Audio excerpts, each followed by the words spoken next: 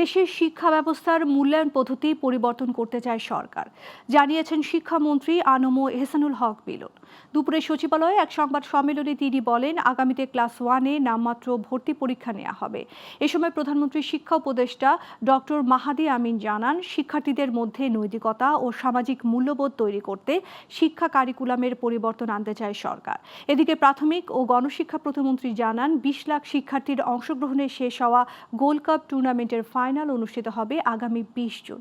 বিস্তারিত আলাউদ্দিন আল আজাদের প্রতিবেদনে।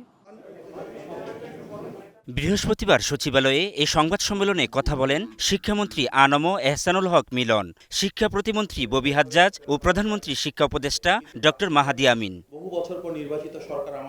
এ সময় প্রধানমন্ত্রী শিক্ষা উপদেষ্টা বলেন, শিক্ষার্থীদের মধ্যে নৈতিকতা ও সামাজিক মূল্যবোধ তৈরিতে শিক্ষা কারিকুলামের পরিবর্তন আনা হচ্ছে।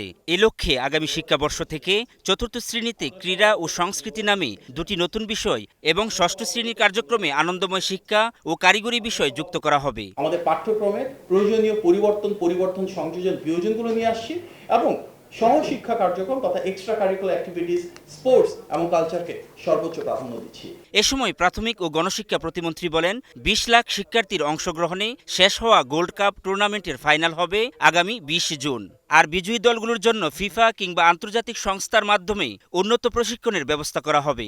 আগামী দিনগুলোতে আমরা চাইবো যে এই যে আমাদের এই সন্তানরা যারা এই গোল্ড কাপ গুলো জিতবে, তারা ওয়ার্ল্ড ক্লাস প্লেয়ার্স হবে, আমাদের নারী প্লেয়াররা যেমন ইতিমধ্যে হয়েছে।